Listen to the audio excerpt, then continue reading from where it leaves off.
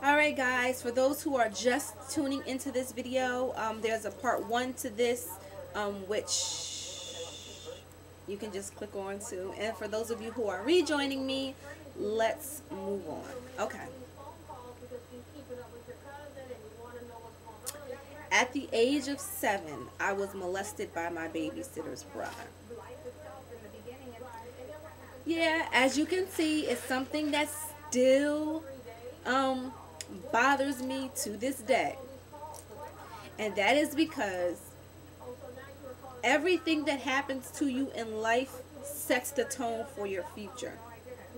And if you are robbed of your innocence when you're innocent, that makes it very difficult for you to move on as an adolescent, a teenager, and a woman. So I have gotten over this enough to be able to function in my life, but it still makes me angry because this still happens and it still goes on, and there's still a lot of girls out there who are going through this, who have gone through this, and who are committing suicide, who are turning to drugs, who are just all over the place. I didn't do any of this. I didn't turn to drugs. I didn't drown myself in alcohol. I didn't do any of that. I don't know, I guess by the grace of God, I was able to eventually get to a point where I can cope with it. So yeah, let's move on because it gets a lot deeper, guys. A lot deeper. I was diagnosed with depression at the age of 10. And naturally, you can see why. You know, first of all, it took me 2 or 3 years just to even get up the courage to tell my mother what had actually happened. By the time I told my mother, we had already moved. Some of you guys may know I'm originally from California, and we moved from Vista, California to San Diego, or was it the other way around? From San Diego to Vista, and it wasn't until we got to Vista. Oh, you know what? We moved so many times in California, but anyway, it wasn't until we moved, probably about 2 or 3 years later, when I actually told my mother what the problem was. And she had already suspected that there might be something going on with me, but never would she have ever in her wildest dreams suspected that this is what it was. And I think one day I was watching a commercial about abuse, you know, child abuse, and they were saying, like, don't be afraid to tell your mother if this happened. You know, there are a lot of kids who went through this, and I was just like, you know what, let me just go and tell my mother. And I think I was 9 when I told my mother, and my mother just went crazy, you know, like, wow. And then, you know, she asked me the infamous question, why did you wait so long? And I was like every other kid, I was threatened. I was scared. You know, if you tell your mom this is what's going to happen, nobody's ever going to believe you, and blah, blah, blah. So being a kid at the age of 7, being faced with all that, you got to imagine, like, you know, this is an adult, a grown man. You really, you know, think that this stuff really is true, you know. So anyway, I told my mom at the age of 9, and then everything just came to a head. I guess I was so able to suppress it for so long that once I finally got that release, then all the emotions started to overflood as if this had just happened.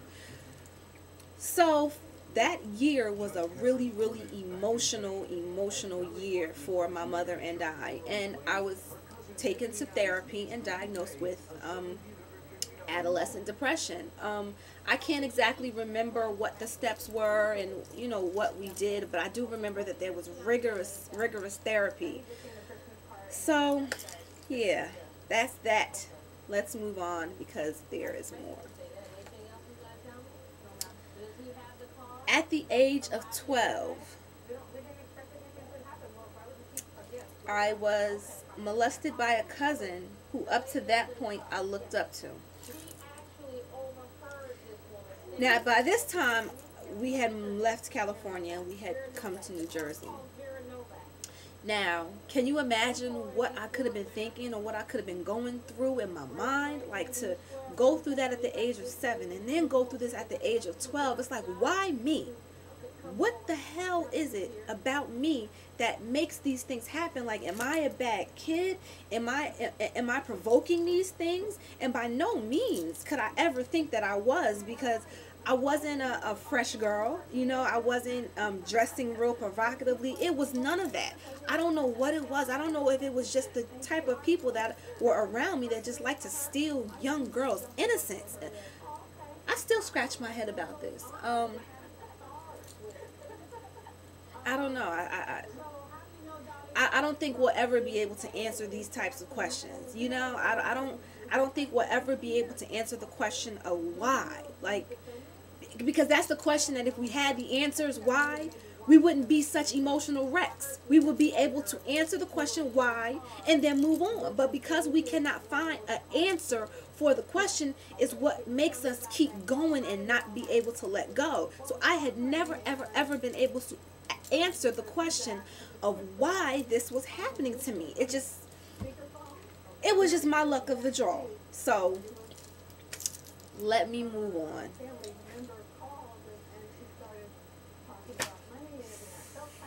Alright, guys, this next one still hurts me to the core. To the core.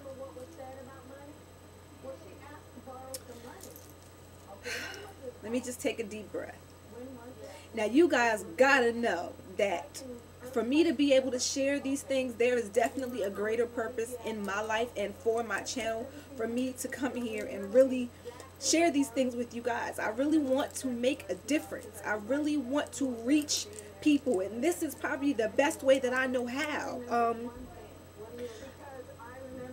I can't think of a better way or a better outlet than, you know, YouTube, where millions of people watch, for me to try to get where I want to get to with these things. I mean, these things that still happen, these things that are still going on.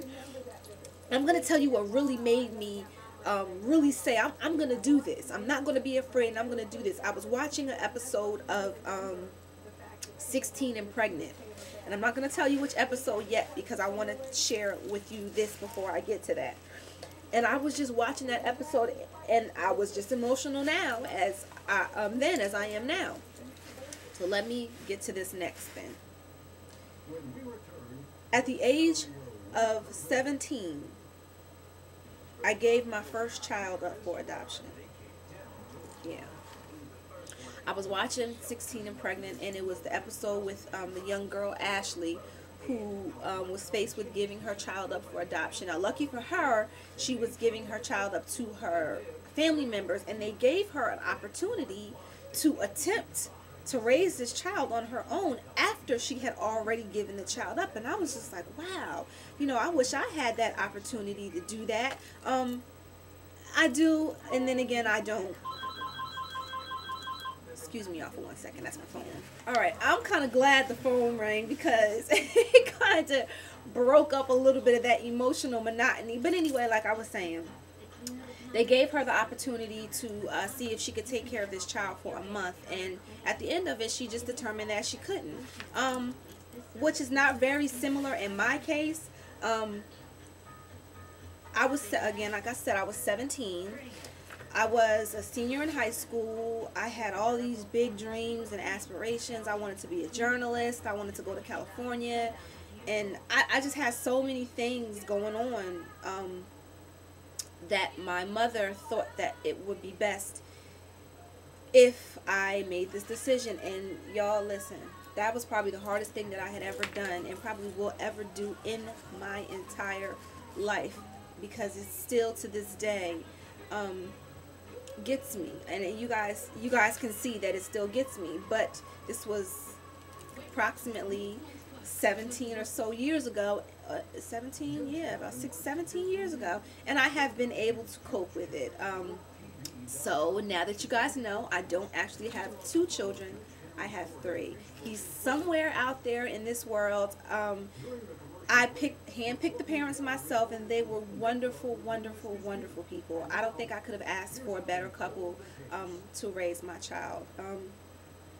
One day we'll get a little deeper in depth with with this subject, because I know that there are girls out there who probably have gone through this, who probably are faced with the decision of maybe having to go through this and don't know what to do or don't know how they're going to end up. Again, this was 17 years ago, and aside from this video today, I'm making it. I'm doing it.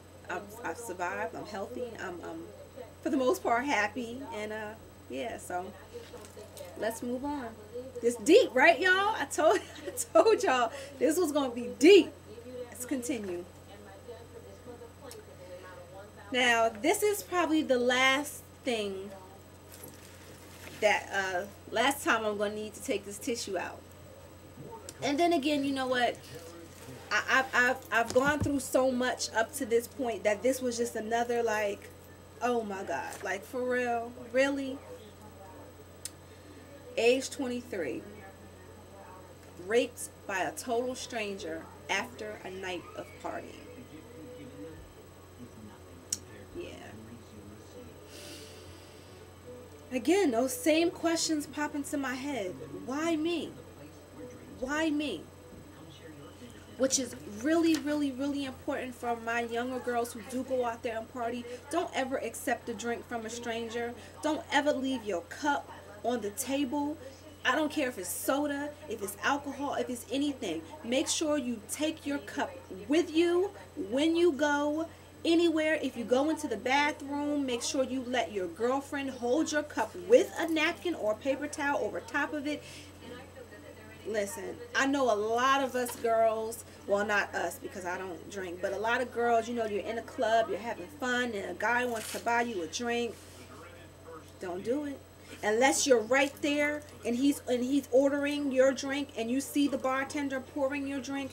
Do not accept any drinks from any strangers. Don't drink out of anybody's cup, because you never, never, never know what's in that cup. Do not underestimate anybody, especially a good-looking guy in another bar. Like, oh, he looks good, looks like he might blah, blah, blah. You don't know what that guy is thinking. You don't know what he's feeling within himself. You don't know if he's good looking but insecure. You don't know if he's crazy, deranged. You do not know. So to protect yourself from something like this happening, listen, take your own money, y'all. We independent. Buy your own drink, or just don't drink at all. That would be my my biggest suggestion. Don't drink. You know, it's, to me, I'm not knocking anybody who does, and I'm not, and when I say don't drink, I don't mean like, you have your cocktail, your glass of wine or whatever, but I mean don't go out there and get drunk. First of all, it's not really, it's not really ladylike to be out in public nasty and drunk. It's so unbecoming and unflattering. That's first and foremost. Second of all, it's unnecessary. Do you really have to drink to have a good time? Like, I mean, and these are things that I've learned. So I'm not being hypocritical and saying like, oh, y'all don't. No, I am telling you this because I've gone through experience where alcohol played a part and it was unnecessary. I did not have to, go out and party and drink to have a good time, so that was my lesson learned. So, yeah, let's move on. Now, I am not putting this out there. I'm not putting this out there for anyone to feel sorry for me, judge me, or prosecute me for the decisions that I have made. I'm human just like everyone else. I've gone through a lot in my life, but you know what? I don't feel sorry for myself anymore. Although there are many things that I have had to overcome in my life, they've made me who I am today, and I happen to like what I see when I look in the mirror now. I am not, nor have I ever required that anyone like or accept me. I have the love of my true friends who know my heart and my family who have stuck by me through the darkest times. It took me a long time to be able to share these things with anyone, and now I am sharing them with the world, and I feel good about it. Looking at me now, no one would ever know of the things that I speak. So when you see me or talk to me, just keep looking and speaking to me as you did before reading this. I am more than okay with everything that has happened to me in my life, and I am still freaking fabulous. Okay, okay. Yes, Yes, yes, yes. I am more than okay, y'all. I have went through my keep feeling hair on my lipstick. I have went through my share of therapies. I have went through my share of depression, my crying stages, my this, my that. I'm 34 years old, guys, and I am okay. I am okay with everything that has happened to me in my life, and I am living proof that you will be okay as well. Anybody who's ever gone through this, you will be okay. If you need somebody to talk to, I'm here. Especially things like this, I may not be able to get to everybody's comments and messages about, things about makeup and everything, which I try to, but things like this, things that really hit my heart and hit my core, I will never, ever ignore you, because I know I wish I had somebody that was there for me back then when I was going through this, y'all. I kept all this stuff in. I never talked to anybody about it. I never expressed to anybody what was going on with me when they would, I hid this stuff very, very well, and that wasn't always a good thing. Hiding it wasn't always good, which is why I'm coming out now. Yeah, I am out the closet, out the closet. Yeah, but it's good to get it off your chest. It's good to get it off your shoulder. And you know what? If anybody wants to attack me, attack me. Hey, everybody has their own opinions. I am okay. Very much okay. So there's nothing that anybody can say, do, or anything to me that will affect my progress and my growth. So yeah, anyway, let's just move on, because there is a little bit more of the 25 random things about me. Y'all probably like, that was more than 25, but no, it wasn't. All right, I love my and you know what, now I'm just gonna read off all the random things, and I'm not gonna stop in between. Okay, I love my children with all my heart. They are the wind beneath my wings, the air that I breathe, and the reason why I get up every single day. Now, this y'all gonna laugh at. I love shopping, and my favorite designer is Louis Vuitton. I have way too many purses, and I keep them all in boxes. And last but not least, my favorite movie quote: everything that's done to me already been done to you. And that is for all of the people, anyone who has ever stolen anything from me, for all those sick men out there who have stolen my youth, my adolescence, my teenage, my adult. Everything done to me, already done to you, babies. And I am more than confident about that. And I forgive you. Yes, I forgive you. It took a lot for me to be able to say that, but I forgive each and every one of you, and I pray for you. Yes, y'all, I pray for you. Okay. Thank you for, let me start all over again. Thank you all for taking time out. Now, this was on Facebook, so I won't say to read, but to watch. Thank you all for taking time out to watch a few random things about MzKenyaNoelle. And for those of you who aren't at this very moment calling up someone to tell them, y'all go check this out, a double thanks goes to you for being mature.